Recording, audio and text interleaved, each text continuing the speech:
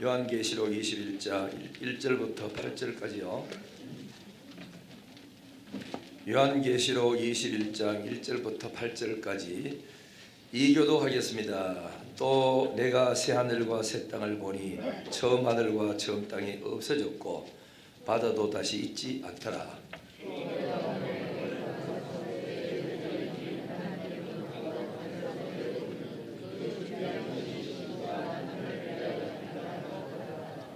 내가 들으니 보호자에서 큰 음성이 나서 이르되 보라, 하나님의 장막이 사람들과 함께 있음에 하나님이 그들과 함께 계시리니 그들은 하나님의 백성이 되고 하나님은 친히 그들과 함께 계셔서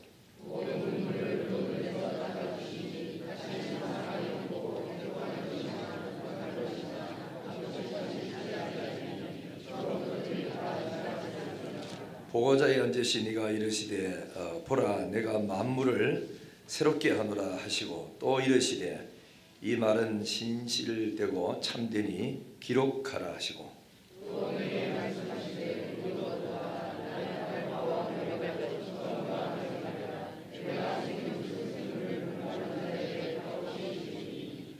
이기는 자는 이것들을 상속으로 받으리라. 나는 그들의 하나님이 되고 그는 내 아들이 되리라.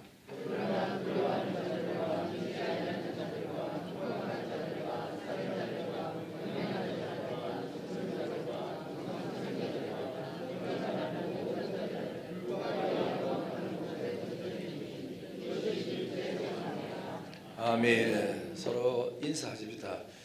잘 오셨습니다. 복된 시간 되십시오. 서로 인사하시죠. 지난 주간에 우리 한 주가 특세하고 3주 동안 우리가 작전 기도했습니다. 주제가 뭐였습니까? 그렇죠. 따라하면 때가 되매 나 여호와가 속히 이루리라 그랬습니다. 언제 이루어지느냐? 때가 되면. 그럼 그 때가 언제냐? 하나님이 정한 때, 이걸 카이로스라고 말합니다. 그래서 아무리 몸부림쳐도 하나님의 때가 돼야 이루어지게 돼 있죠. 그러니까 하나님의 때가, 그러면 하나님의 때가 되면 누가 이걸 이루느냐? 나 여호와가 이룬대요. 그러면 하나님이 이루는데 언제 이루느냐? 속히 이룬대. 하나님이 때를 만들어주면 이상하게 내 주변에는, 그러니까 우리는 자들 분주해집니다. 그냥 하나님의 때가 안 되면 조용합니다. 기도해도 조용하고 일해도 조용하고 그래 되는데, 하나님이 내게 복 주시는 그 때가 되면은 나하고 관련된 주변 사람이 그렇게 바쁘게 움직입니다. 왜냐하면은 절대로 세상 살면서 나 혼자만 잘 되는 경우가 없어요. 내게 혜택을 주는 사람, 또 나를 위해서 섬기는 사람 모두 다가 다 잘 되거든요. 그래서 내 주변에가 그렇게 바쁘고 정신없는 그런 때가 온다 이죠. 그러면은 우리가 하나님의 때가 언젠지 아느냐? 그래가 모릅니다. 아는 사람 하나도 없습니다. 없는데, 그러나 아는 감은 옵니다. 예를 들면은, 왜냐하면은 하나님의 때가 올 때쯤 되면은 우리가 알 수 있는데, 예를 들면은 우리가 몸이 아픈 사람, 중환병이 오기 전에 몸에 이상한 징조가 일어난다 그러죠.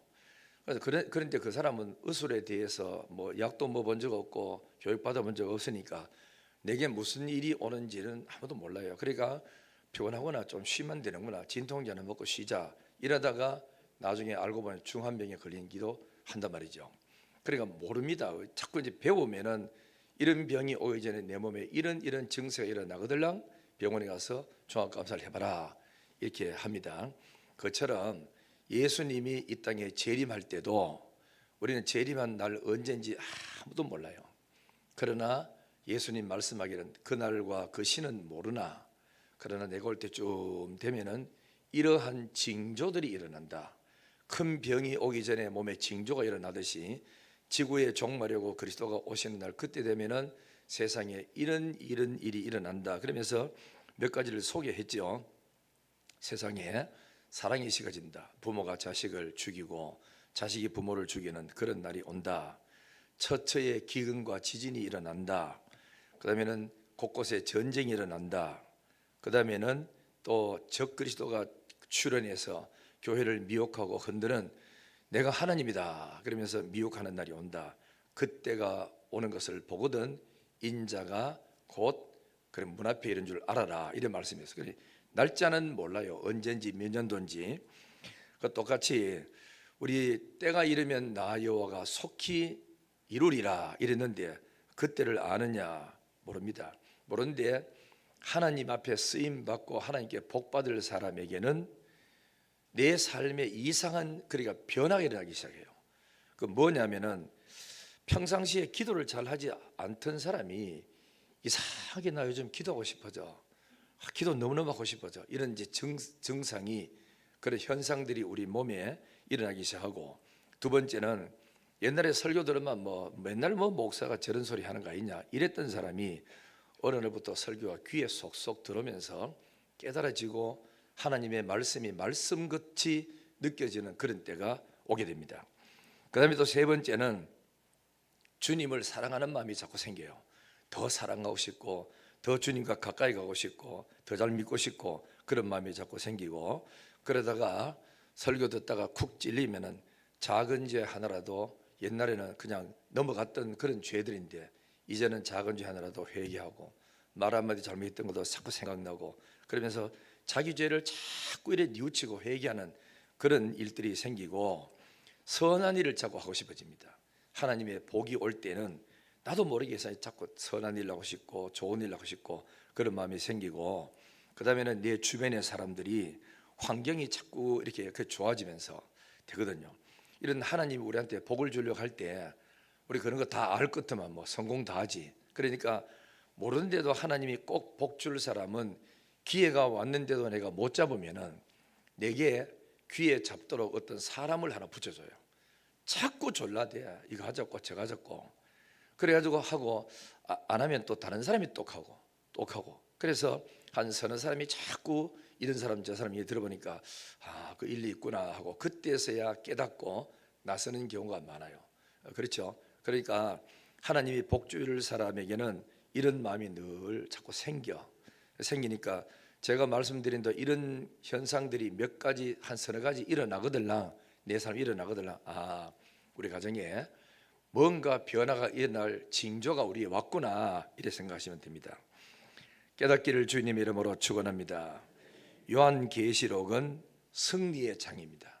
그 다음에 요한계시록은 종말의 계시의 말씀이요 성도들의 승리 그리고 누리는 축복에 대한 그리고 내세에 대한 영광의 책, 교회를 힘들게 만들고 우리 신앙을 자꾸 유혹하게 빠뜨렸던 사단과 적그리스도가 완전히 끝을 내는 그런 시간으로 적혀 있는 게 요한계시록입니다. 이 성경의 말씀을 하나님이 하시고는 뭐라고 말씀했느냐면은 이런 말씀이었어요. 자, 성경 한번 볼까요? 21장 5절 보세요. 이 성경의 모든 약속은 틀림없이 이루어지는데, 그래서 21장 5절에 다 같이 시작. 보호자에 앉으신 이가 이르시되 보라 내가 만물을 새롭게 하노라 하시고 또 이르시되 이 말은 신실하고 참되니 기록하라 그랬죠. 절대로 이거 잊어보지 말고 꼭 기록해서 너도 읽고 다른 사람도 읽히고 또 듣고 배우는 사람이 복이 될 거다 그랬습니다. 22장 6절 또 그 비슷한 말씀이 나오죠. 22장 6절 시작. 또 그가 내게 말하기를 이 말은 신실하고 참된지라 주 곧 선지자들의 영의 하나님이 그의 종들에게 반드시 속히 되어질 일들을 보이시려고 그의 천사를 보내셨도다. 여기는 또 그가 내게 말하기를 이 말은 신실하고 참되다. 앞에는 기록해라. 기록하라 하는 것은 잊어버리지 말고 두고 기억하고 가르치고 또 배워라 그럼 했죠. 그렇게 하면 하나님 말씀은 틀림없이 약속을 이루니까, 그러면 말세의 성도들은 어떤 사람이 복이 있느냐? 그 밑에 절 보세요. 22장 7절. 자, 시작. 보라 내가 속히 오리니 이 두루마리의 예언의 말씀을 지키는 자는 복이 있으리라 그랬어요. 왜? 틀림없이 이루어지니까, 이대로 되니까 이대로 꼭 읽어라 들어라 그리고 지켜라. 그러면 너희들에게 복이 될 거다. 그런 말씀하셨습니다. 깨닫기를 주님의 이름으로 축원합니다. 그리고 이제 다시 21장으로 넘어가 보겠어요. 보시면 장차 성도들이 받을 축복이 나오는데 21장 1절, 자 2절 3절까지 우리 다 같이 한번 읽겠습니다. 시작. 또 내가 새 하늘과 새 땅을 보니 처음 하늘과 처음 땅이 없어졌고 바다도 다시 있지 않더라. 또 내가 봄에 거룩한 성 새 예루살렘이 하나님께로부터 하늘에서 내려오니 그 준비한 것이 신부가 남편을 위하여 단장한 것 같더라. 내가 들으니 보호자에서 큰 음성이 나서 이르되 보라, 하나님의 장막이 사람들과 함께 있으며 하나님이 그들과 함께 계시리니 그들은 하나님의 백성이 되고 하나님은 친히 그들과 함께 계셔서. 이랬죠. 장차 뭐가 오느냐? 하늘로부터, 하나님께로부터 하늘에서 뭐 하나가, 새로운 나라가 하나 내려오는데 그걸 여기는 새 하늘과 새 땅이라 그래요. 새 하늘과 새 땅이 내려오니까 처음 하늘과 처음 땅은 없어지더라. 우리가 살고 있는 이 지구는 없어지고 새로운 하나님 나라가 온다 이죠. 오는데 그걸 알고 보니까 뭐냐 하면은 2절에 보니까 거룩한 성이더라. 그러면서 새 예루살렘이더라, 그런 말씀이었어요. 그러니까 이 하늘로부터, 하나님께로부터 내려오는 이 새 예루살렘, 거룩한 성이 얼마나 아름다운지 다른 걸로 표현할 길이 없어. 그래 뭐라고 표현해놨느냐면은 신부가 신랑을 맞이하러 갈 때에 꾸미고 단장한 것처럼 그렇게 새로운 세상이 우리에게 오는데 아름답더라 하는 거라. 뭐 표현이 이것밖에 할 게 없는 것 같아요. 그래서 신부가 신랑을 맞이하기 위해서 결혼식 날 그렇게 아름답게 꾸미고 또 지장을 해서 신랑 앞에 딱 이렇게 나타나는 것처럼 새 하늘과 새 땅이 장차 우리에게 다시 오는데 얼마나 아름다운지, 그렇게 영광스럽고 그렇게 아름답고 그렇게 존귀하고 화려하고 멋있다는 거예요. 그 나라가 오는 거라. 할렐루야. 그게 우리 집이고 우리가 영원히 살 곳입니다. 참 그런 축복이 우리 있죠. 그리고 또 이제 하늘에서 음성이 딱 들리는데 뭐라고 말하는 게 아니라 보라, 하나님의 장막이 사람들과 함께 있대. 이 말은 뭐냐면은 그 새하늘과 새 땅 속에 하나님이 거하실 집이 있었는데 그 집은 왜 그 집을 짓고 계셨느냐? 우리와 함께 거하고 싶어서. 그래서 하나님이 그 이제 집을 지었는데 하시는 말씀 말이야. 나는 너희들의 하나님이 되고 너는 내 백성이 되어서 내가 왕이 되어서 이 세상 새 하늘과 새 땅을 통치하겠다는 겁니다.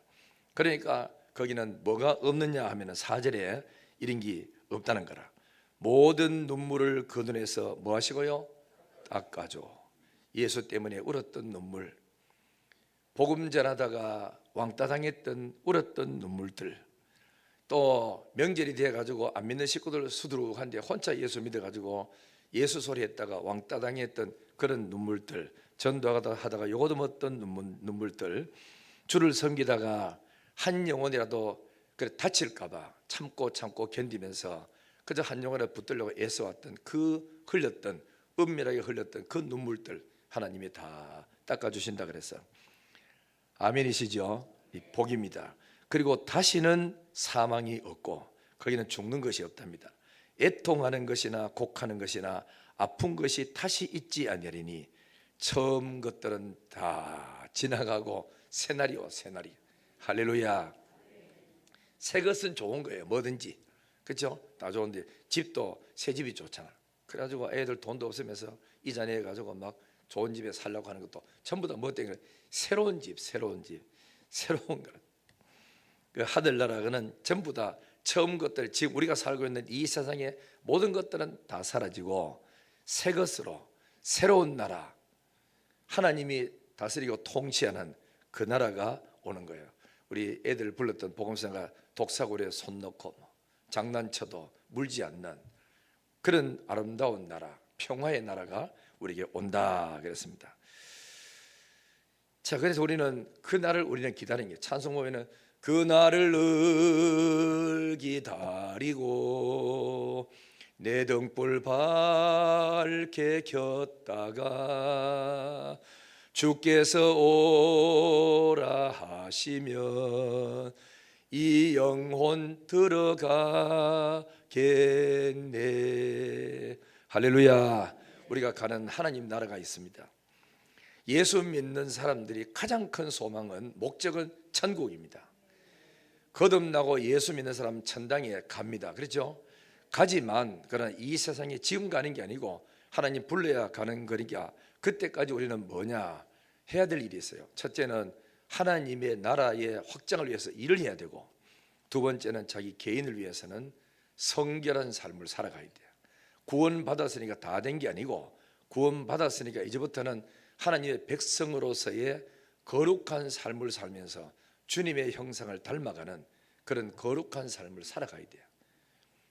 그래서 굉장히 여러분 소중합니다. 알겠죠? 소중한데, 제가 이제 부교육자 때 은천교회에서 입구하면서 신방을 가는데, 참 그때는 신방을 참 많이 했어요. 신방을 많이 하면서 간암 환자, 위암 환자, 중풍 걸린 사람들, 이런 사람이 있어가지고 뭐 교회가 한 600명 정도 교회 출석을 하다 보니까 아픈 사람들도 많아, 장기적으로. 그래가지고 이제 지금은 뭐 보험제도가 잘 있어가 거의 다 병원 시설 다 치지만은, 그때는 그게 잘 안 돼가지고 거의 다 아프면 집에 와서 지나는 거라. 그러면 아들도 직장 가야지, 자부도 먹고 살아 일하러 가야 되지, 손자 손녀들은 학교 가지, 아픈 환자가 혼자 있어요. 하루 종일 밥상 차려놓으면은 그거 땡겨가지고 밥 조금 먹고. 그러니까 우리가 신방을 많이 가가지고 일주일에 한 번은 아픈 환자를 내하고, 그러니까 전사님하고 둘이서 한 바퀴 다 도는데, 계속 도니까 내가 자꾸 아파. 아파가지고 내가 물어봤죠. 집사님, 집사님은 그러니까 위암이고 한데, 위암 생길 때 어떤 증세가 있었지? 뭐 아프고 뭐 이 온갖 소리 다 하는 거라. 또 간암 환자 가면 얼굴이 황달이 와 있는 사람도 있고 새카맣게 있는 사람도 있어요. 바싹 말라가 있는 사람. 집사님은 간암 할 때 제일 처음에 증세가 어땠어? 내하고 똑같은 게라. 지금 현재는 하도 환자들 매주마다 가가지고 보고 이러니까 이 집 내한테 병이 막 왔는 것 같은데 느낌 들어. 그래서 큰일 났네 싶어가지고 이제 걱정도 하고 그렇게 하는데, 내가 가서 하나님 앞에 이렇게 됐어요. 하나님, 예수 잘 믿다가 잘 믿어보려고 몸부림치고 충성했던 사람이 이렇게, 그러니까 돌아가실 때 간암으로, 위암으로, 중풍으로 벌써 3년째, 중풍이 있는 사람은 3년째인데, 권사님인데, 의성에서도 신앙생활 잘했다 하고 이어와서도 예수를 잘 믿으는데 저래 아프게 하면 하나님 어떻게 합니까? 이랬거든요. 그 죄를 거들려면 회개 빨리 하도록 시켜주고 고쳐주든지 이래야 되지. 이 권사님은 천당 가고 싶어서 지금 몸살이 나가지고 천당 가고 싶어 하는데도 불러가지도 안 하고 저 놔두면 어떻게 하냐고. 이해가 안 돼요. 아니, 하나님 믿고 하면 고쳐준다고 성경에는 수도 없이 많은데 왜 안 고쳐주고 저래 오랫동안 놔두느냐고. 그러다가 이유를 알 수가 없어서 신학하면서도 몰랐어. 그러다가 설교를 하면서 청년부를 내가 담당하면서 성경 교재를 이렇게 만들다가 종말론에 대한 교재를 펴가지고 공부를 이책저책 참자다가 어느 한 부분에 깨달음이 오는 게라. 이거다 하는 거 알았어. 왜 그 사람들을 그대로 놔두느냐. 아플 때 빨리 불러가지. 뭐한데 중포로 3년 동안 놔두고, 이 권사님은요 7년이 있었습니다. 얼마나 긴 세월입니까? 방에 들어가면은 소변도 자꾸 이래 옳게 이제 못 보다 보니까 싸니까 이불이고 뭐고 냄새가 막 그렇게 나. 그래 손자 손녀들도 할머니 하고 밥 들라줘 보고 코 찡겨 이라 나가가 안 들어와. 얼마나 할머니가 볼 때는 그저 고독합니까? 어릴 때 태어났을 때 그 손자 태어났다고 그렇게 좋아했는데, 손녀 태어났는데 이제는 내가 아프니까 냄새 나니까 들어오지도 않잖아요. 이래 생각하면 할머니가 너무너무 섭섭하고 억울하고 속상. 그래서 이 세상을 빨리 떠나고 싶은 거라. 내 영혼 불러가라고 해도 하나님이 기도를 안 듣고 7년 동안 놔뒀어. 그래 나도 생각이 이해가 가지 않아요. 왜 이러지 하나님이. 근데 그 어느 책을 참조하다 보니까 하나님이 그 사람을 그저 사랑한대. 아니 사랑하는데 왜 저래 병들도록 놔두지? 이게 뭐냐면은 하나님께서 하늘나라 불러갈 때 천국은 거룩한 것이고 영화로운 것이고 아름다운 것인데 땅에 살면서 죄 지은 모습 그대로 회개하지 않는 모습 그대로 불러가면 하늘나라 상이 없대. 회개를 하고 가야 하늘나라 상을 받는다는 거라. 그래서 하나님이 놔둔대. 회개하도록, 철저히 회개하도록. 그래서 그래 또 이거 하는데 그 교재를 읽으면서 얼마나 은혜 받은지, 하나님 우리가 알지 못하는 하나님의 뜻과 섭리가 그렇습니까? 그러고 그분이 성경을 딱딱딱 그래 집어놔서 읽어보니까 맞는 거야. 죄진 모습 그대로, 못된 짓 하는 모습 그대로 불러가지 않고 사랑할수록 땅에 살면서 고난의 시간을 지나도록 놔둔대. 회개하라고. 가족들한테 잘못한 것도 회개하고, 교인들하고 잘못한 것도 회개하고, 옛날에 또 나가서 뭐 시어머니 같으면 그저 자부들한테도 그 잘못했던 것도 회개하고, 다 한참 1년 지나고 막 불평하고 원망하다가 어느 날 문득 생각나는 거라. 아이고, 내가 우리 자부가 시집 왔을 때 업신여겼지. 응? 예단을 적게 했다고 내가 서운하게 했었지. 그렇게 생각나면서 하나씩 회개하면서 자부 불러가지고 얘 미안하다 하고, 이런 시간을 하나님이 가지도록 만들어 준다는 거라. 이렇게 깨닫고 나니까 이야, 하나님은 그래서 저분을 혼자 고독한 시간, 자식도 손자 손녀도 세상의 친구도 다 떠나고 아무도 없이 오로지 주님만을 바라보고 이런 경건한 시간을 가지도록 해서, 그래서 하나님이 그 영혼을 불러간다고. 그때 부른 찬송이 내 영혼이 은총 입어 중한 죄짐 벗고보고, 있죠? 벗고보니. 그래서 찬송 부르면서 하나님 앞에 홀가분한 몸으로, 마음으로 떠나는 거예요. 그래서 여러분들이 죽을 준비한다는 것은 하나님과 나와의 관계 속에서 꺼림직한 죄를 다 회개하고, 이웃 간의, 교인들 간의, 친척 간의 관계 속, 가족들 관계 속에서도 전부 다 하나씩 미안하다 하고 내가 잘못했다 그러고 용서하는 그런 관계를 가져야 되는 거라. 그리고 내게 은혜 베풀어 준 사람한테는 고맙다고 표현도 좀 하고, 깨닫기를 주의 이름으로 축원합니다. 우리 집 이야기가 대단히 미안한데, 저희 아버님이 이제 폐암으로 세상을 이제 그래 떠났었어. 그래가지고 이제 거다가 혈액이 안 좋아가지고 뭐 그러니까 투석 말고 뭐 합니까? 이 호수 꼽아가지고 하는 게 수술하는 게 있잖아, 그죠?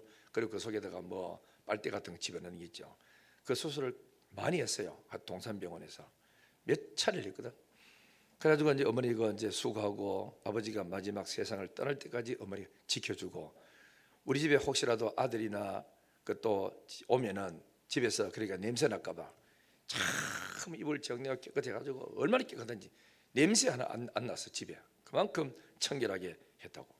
아버지가 이제 내가 봐도 원래는 안 막혀도 못 넘기겠구나 싶어서 어머니 오시라 하고 방에 들어가서 침대에 누워 계셨는데, 말씀도 하실 수 있고 아주 귀도 잘 뜨고, 그러니까 내가 묻지 물었지요. 아버지, 엄마도 여기 계시고 아들도 있는데 하실 말씀 없으세요? 그러니까 할 말 뭐 있노? 아니, 할 말 왜 없으니까 엄마가 지금까지 아버지 뒷바라지 해주고 병원에 모시고 다니고 아침 저녁으로 아버지 냄새 안 나도록 옷 갈아입히고 다 화장실에 모시고 가고 다 했는데 할 말 없어요? 하기는 할 말 없다 하는 기라. 그래서 내가 내가 뭐 또 혼자 똑똑하지, 이때는 머리가 잘 안 돌아가는구나. 아버지는 그지 공무원 출신이거든. 그래가지고 원칙은 내세울 줄 알지만 이 감정이 표현을 할 줄은 몰라요. 그래가지고 그러면은 아버지 뭐 다른 이야기는 하실 거 없으세요? 그러니까 할 말 없대. 가지고 내 엄마 얼굴 쳐다보다가 아버지 쳐다보다가 이렇게 답답한 거야.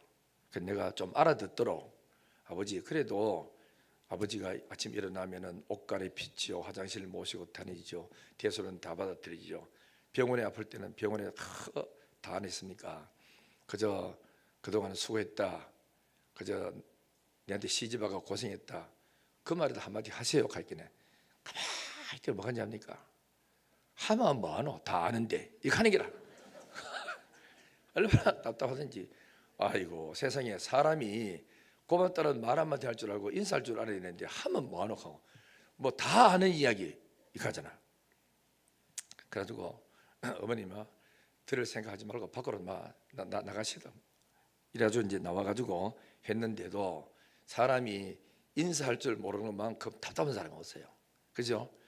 그 소개해주고 했으면은 그동안 나한테 시집 와가지고 고생 많이 했다, 살아줘서 고맙다, 이 말 좀 한마디 하면은 얼마나 좋겠습니까?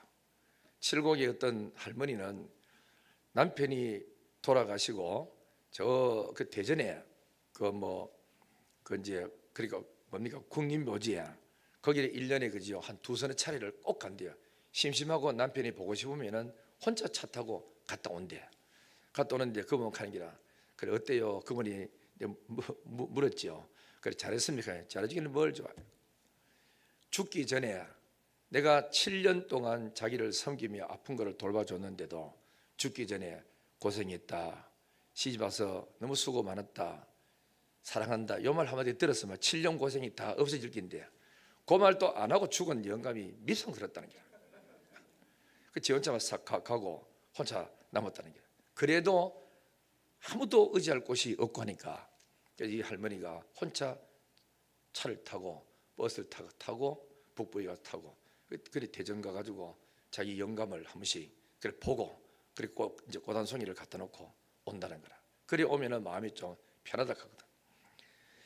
우리 중요한 게 뭐냐면 우리 일에 살다가 끝나면은 기껏 해봐도 그저 어딥니까 가서 화장해 버리고 아무것도 없는데 거 가서 그저 사진 한 장 있는 앞에 그거 쳐다보고 영감 나왔어요, 잘 있지? 우리 잘 살게 이러고 오는 것밖에 더 있나? 우리에게는 뭐가 있죠? 천당이 있습니다. 천당. 새하늘과 새 땅이 있습니다. 그 새하늘과 새 땅이 하늘로부터 내려온대.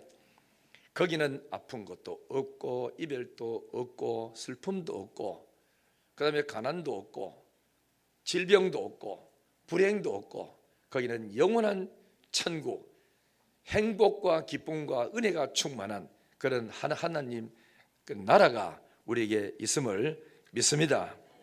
그래 이 세상은 결국은 다 지나갑니다.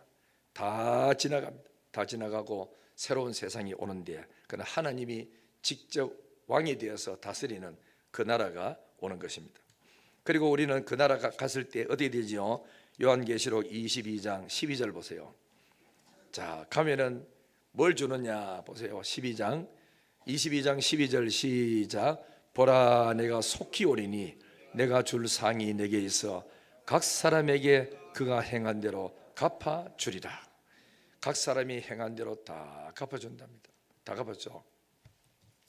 우리는 하나님의 은혜에 감사해서 봉사를 하면 됩니다. 열심히. 그죠? 막 갚아주고 안 갚아주고 땅에서 보상받으면 좋고 못 받아도 괜찮아. 열심히 우리가 이렇게 잘 살면은 나중에 주님 앞에 섰을 때 잘했다, 착한 종아 참 충성했구나 이러면서 우리한테 갚아주는 날이 반드시 오는 것입니다. 깨닫기를 주님 이름으로 축원합니다. 22장 1절부터 5절까지 보세요. 우리가 믿는 사람이 들어가는 하나님 나라가 또 이렇게 좋답니다. 22장 1절부터 5절까지 다 같이 시작. 또 그가 수정같이 맑은 생명수의 강을 내게 보이니 하나님과 및 어린 양의 보호자로부터 나와서 길 가운데로 흐르더라. 강 좌우에 생명나무가 있어 12가지 열매를 맺되 달마다 그 열매를 맺고 그 나무 잎사귀들은 망국을 치료하기 위하여 있더라. 다시 저주가 없으며 하나님과 그 어린 양의 보호자가 그 가운데 있으리니 그의 종들이 그를 섬기며 그의 얼굴을 볼 터이요 그의 이름도 그들의 이마에 있으리라. 다시 밤이 없겠고 등불과 햇빛이 쓸데없으니 이는 주 하나님이 그들에게 빛이심이니라. 그들이 세세토록 왕노릇하리도다. 아멘. 거기는 우리가 왕노릇하는 기라. 왕노릇. 여러분 회사에 가서도 쫄병하는 게 좋습니까? 위에 올라가는 게 좋습니까? 학교 가서도 공부를 꼴찌해 가지고 맨날 짝대해 가지고 머리 두드려 맞는 게 좋으세요? 1등에 가 선생님 불러 가지고 네 공부 잘한다 하고 선생님 도와주는 사람 좋겠어.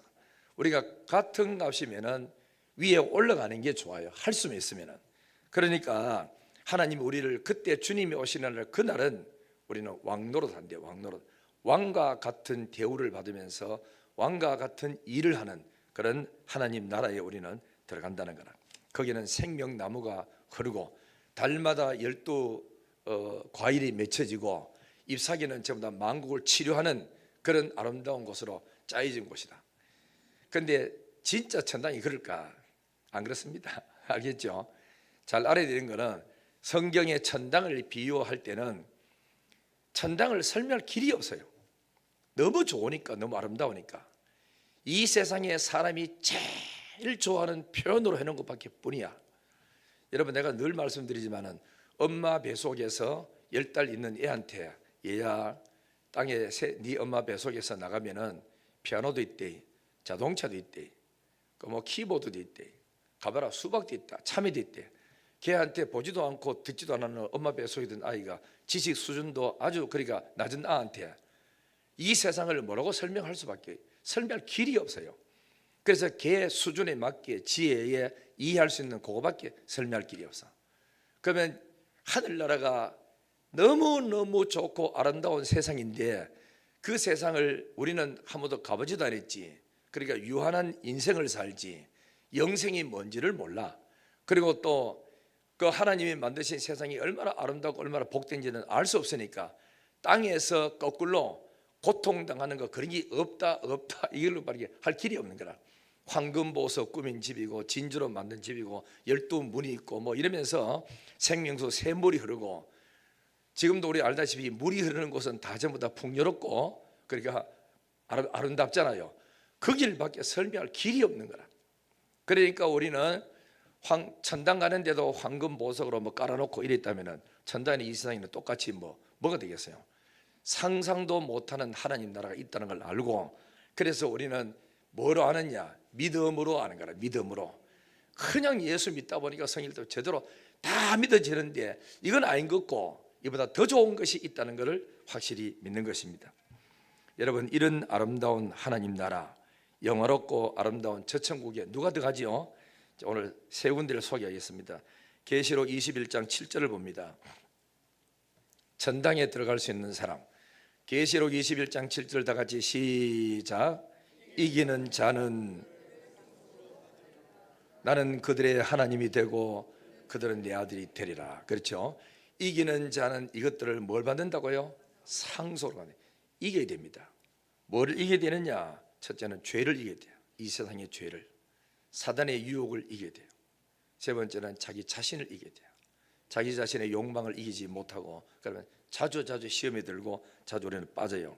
그래서 환난과 핍박도 이겨야 됩니다. 예수 믿는 이유 때문에 핍박당한 이것도 참고 견디고 이기는 자, 그 사람에게 주는 것이 뭐냐? 하나님 나라를 상속받는 데요. 그래서 또 계시록 21장 27절 보세요. 27절 다 같이 시작. 무엇이든지 속된 것이나 오직 어린 양의 생명책에 기록된 자들만 들어가리라. 천당은 누가 들어갑니까? 그의 이름이 생명책에 기록된 사람. 예를 들면은 여러분 그죠? 우리 총회도요. 총회하면은 옛날에는 우측에 올라가 가지고 그 방청석에 앉을 수 있었어요. 지금은 총회하면은 방청석에 못 갑니다.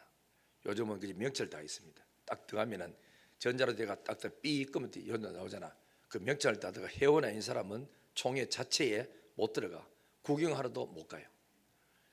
그러면은 천당에 들어갈 때 입구에 딱 서가지고 천사가 앉아가지고 자동 그거 뭐 감지기 떡 달아놓고 황염떡 들어가는데 빼빼빼 그러면 뭐 어디 되겠죠? 빠꾸 안 가겠어요? 다시 달아오라고. 안 가겠습니까? 그 탕에다 통각하고 문이 착착 열리고 이게 이제 되는 게라. 앞으로 누가 가느냐? 천당에 올라가면은 옛날에는 책이라고 표현했지만 생명책이라고 표현했지만 하나님이 갖고 계시는 하드디스크에 A 드라이브에 들은 사람은 천당 가고 B 드라이브에 있는 사람은 지옥 가고 다 되는 게라. 우리 모두 다가 하늘나라 생명책에 이름이 기록된 줄 믿으시면 아멘. 누가 기록되지요? 예수 그리스도를 나의 구주로 믿는 사람 누구든지 거기에 기록되어 있습니다. 그래 믿는 자, 그 다음에는 또 세 번째 또 있습니다. 22장 14절 보세요. 22장 14절. 누가 또 천국 가느냐? 시작. 자기 두루마기를 빠는 자들은 복이 있으며 이는 그들이 생명나무에 나아가며 문들을 통하여 성에 들어갈 권세를, 거룩한 성 새 예루살렘에 들어갈 권세를 받은 사람이 누구냐? 두루마기를 빤 사람입니다. 두루마기 뭐지요? 한복 입을 때 입죠. 두루마기 입잖아. 그 두루마기가 지저분하고 더러우면은 안 되듯이 깨끗하게 빨아서 정결한 사람은 통과되는 거라. 이 말은 뭐냐? 행실을 말합니다. 행실. 그의 삶이 지저분하고 더러우면 안 돼. 죄를 끊고 회개하고 정결하게 사는 그 마음을 가져야 돼. 우리 그래서 예수를 믿는 가운데 아까 내 초대에 말씀드린 것처럼 예수 믿으면 구원받아 하나님 백성이 돼요. 그런데 하나님 나라에 안 데려가고 놔둔 이유가 뭐냐? 두 가지라. 하나는 거룩한 삶을 살아서 주님의 형상을 닮아서 거룩해지기를 원해. 그래, 그러면 내가 거룩하니 너희도 거룩하라는 것처럼 삶 자체가 거룩한 삶을 살아야 돼. 생각도 거룩해야 되고, 그 다음에는 또 동기도 거룩해야 되고, 삶의 방식도 우상숭배하고 죄짓고 음탕하고 그런 죄에서 벗어나고 거룩하고 자꾸 회개하는 삶을 살아가야 돼요. 두 번째는 뭐냐? 하나님이 구원받은 네가 이 은혜가 너무너무 축복되고 좋으니까 가서 믿지 않는 사람에게 전하라고. 이 두 가지 때문에 우리를 놔둔 겁니다. 그래서 거룩하면은 거룩한 만큼 하나님 앞에 가까이 갈 수 있잖아. 그죠? 또 그다음에 또 하나님 나라에 들어갈 수도 있고. 똑같은 말인데 예수 믿고 구속함을 그의 피로 구속함을 받고 하나님의 자녀가 되고 이미 그 이름의 생명체에 기록된 사람은 다 갑니다. 그럼 여러분의 생각에 천국 가면 상급 받는 것도 이런 일을 했을 때도 받고 죄를 끊고 버리고 경건한 삶을 살아가는 것도 상이 이만저만 와 있어. 우리 일만 한다고 상 받는 게 아니라 거룩한 삶을 살아가야 돼요. 그죠? 이제 그래야 됩니다. 왜냐하면 내가 거룩하니 너희도 거룩하라고. 우리 항상 의의 길로 걸어가면서 살아가는 성도가 되기를 예수님 이름으로 축원합니다. 그래서 이제 지금도 하나님은 우리를 구원받도록 계속 은혜 자리로 불러들었는데, 여기 성경 요한계시록 22장 16절 보세요. 지금도 성령의 음성 듣고 주께로 나오면 됩니다.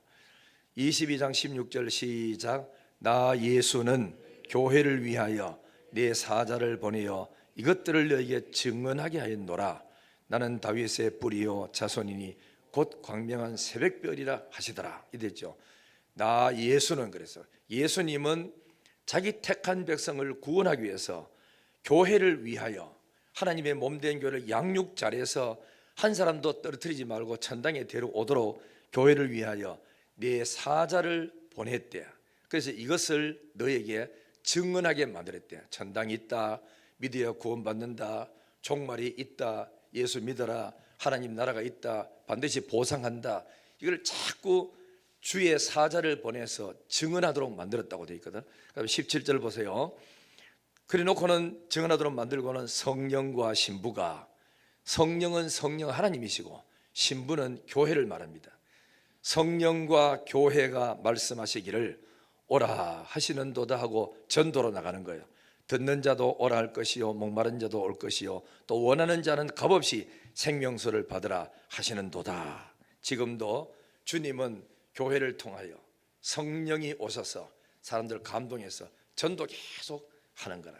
이 전도 듣고 나오는 사람은 누구든지 구원을 받아 하나님의 자녀가 되는 겁니다. 수고하고 무거운 짐진 자들아 다 내게로 오라 그랬죠. 수고하는 것은 인생에 살아가다가 무거운 짐이고, 무거운 짐은 뭐냐? 죄짐입니다.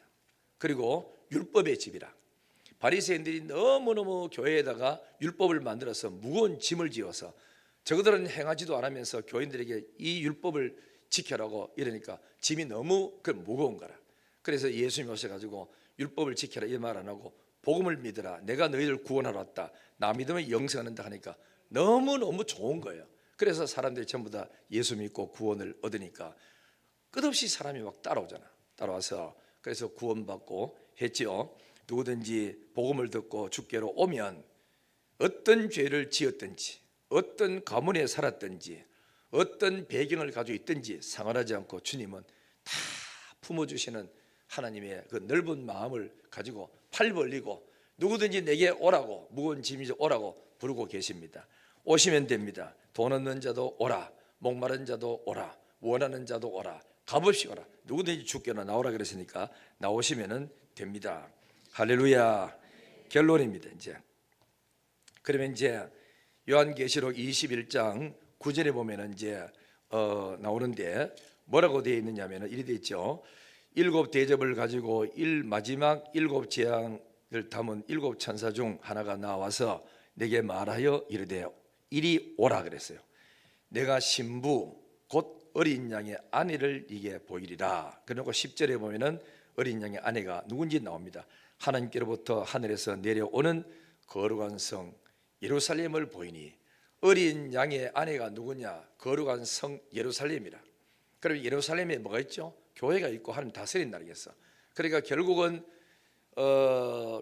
어린 양은 예수님이요, 그 다음에는 신부는 누구냐? 교회입니다. 그의 몸된 교회가 신부가 돼. 그러면 예수님은 신랑이고 교회는 신부잖아요. 그러면 신부는 신랑은 뭐 하느냐? 신부를 데리러 와, 그죠? 데리고 자기 집으로 가요. 그러면 신부는 하는 일이 뭐냐? 신랑을 맞이할 준비를 하는 거예요. 교회는 주님 맞을 준비를 하는데 그 준비가 뭐냐? 거룩하게 살고, 그리고 정결하게 살고, 죄 짓지 않고, 죄와 타협하지 않고 믿음으로 살아가는 이 경건한 삶을 살아가. 이번에 여러분 아마 그 국회에 청문회하는 걸 봤죠? 뭐 국가인권위원장으로 나온 사람 이름 잘 기억 안 납니다만 저희보다 채웠습니다. 보는데 거기 묻는 더불어민주당의 사람들이 하나는 목사 아들이고 하나는 또 교인이라 성경 엉터리로 막 해가지고 질문 안 합니까? 그래 이번은 당당하게 나는 동성연애를 반대합니다 뭐 이러면서 막 이야기 안 합니까? 그래서 한국의 목회자들이 그분을 얼마나 훌륭하다고 하지만 국회에 청문회하면서 전 국민이 지켜보는 가운데 하나님은 살아계신다고 하고, 그죠? 오히려 더 그 사람들도 질문하면서도 막 성경 이야기를 많이 하더라고. 그 내가 저분들도 요 기회를 인해 가지고 성경 이야기를 막 풀어주는 걸 보고 어쩌면 저 사람들도 그래 전도하려고 저하나? 청문회 하는 사람들도 막 성경 계속 막 이런 게 있죠, 이런 게 있죠 막 계속 하더라고. 그래서 그걸 보면서 참 예수 믿는 사람이 어디 가든지 당당하게 나는 그리스도요, 하나님 믿는 사람이요, 동성연애는 반대합니다, 하나님은 살아계십니다. 그걸 또 막 하더라고. 뭐 이 지구는 막 몇 억만 년이 됐는데 당신도 그렇게 믿습니까? 이렇게 하더라고. 거꾸로 앉아가지고 그렇죠, 국회의원이. 그러니까 나는 그걸 믿지 않고 뭐 하여튼 성경 믿는다 이거 자꾸 하니까 그걸 보고 아주 참 훌륭하다고 생각하지요. 여러분, 그래서 예수 믿는 거룩한 신부들은 경건하게 믿음 생활 잘 하시다가 주님 오시는 날 깨끗하게 달려나가야 됩니다. 그래서 그걸 다른 표현하기를 깨끗한 그릇은 언제든지 주인의 쓰심에 합당하고, 더러운 그릇은 언제 씻고 닦고 급한데 손님 대접해야 되는데 할 수가 없어요. 그래 깨끗하게 살고 의롭게 살고 믿음으로 사는 사람은 항상 주님 맞을 준비, 주님 나라를 위해 쓰임 받을 준비, 어느 누가 와든지 찝어도 털어도 먼지가 안 날 정도로 경건하게 사는 이런 사람들은 항상 하나님 받을 준비와 나라를 위해서 쓰임 받을 수 있는 준비된 사람이라고 말할 수 있습니다. 이렇게 했다가 주님 오실 때 신랑이로다 갈 때 할렐루야 하고 우리 등을 들고 쫓아나가서 아멘 주 예수여 오시옵소서 하고 맞아가야지. 좀 그래 나는 갔다가 회개하고 사과하고 올게 이러면 문은 이미 닫혀보고 없다. 지금부터 경건하게 잘 살아서 우리 주님 맞을 준비 잘하는 경건한 성도가 되기를 주의 이름으로 축복합니다. 하나님 아버지 감사합니다. 이번에 추석으로 인해서 흩어진 가족들이 와서 서로가 부모를 뵙고 인사하고 먼 길에 오고 가는 길에도 사고 나지 않고 안전하게 우리가 모두들 잘 가고 잘 다녀올 수 있도록 성도들을 보호하시고 지켜주시기를 간절히 원합니다. 이제 우리에게는 영원한 하나님 나라가 있고 거기는 아픈 것도 이별도 슬픔도 고통도 없는 정말 행복과 무한한 즐거움과 감사와 기쁨이 넘치는 새 하늘과 새 땅이 언젠가 곧 이렇게 내려올 것을 확신합니다. 그 소망을 가지고 믿음 생활 잘하고 모든 눈물을 그 눈에서 닦아주실 그 주님을 기다리면서 신앙생활 잘해나가는 우리 모두가 되게 해 주옵소서. 비록 같이 어른들하고 안 살아도 어디 가서든지 예수 잘 믿고 말씀 중심으로 살고 교회 중심으로 살고 하나님 중심으로 살아가는 귀한 종들 되게 하옵소서. 감사드리옵고 예수님의 거룩하신 이름으로 기도드리옵나이다. 아멘.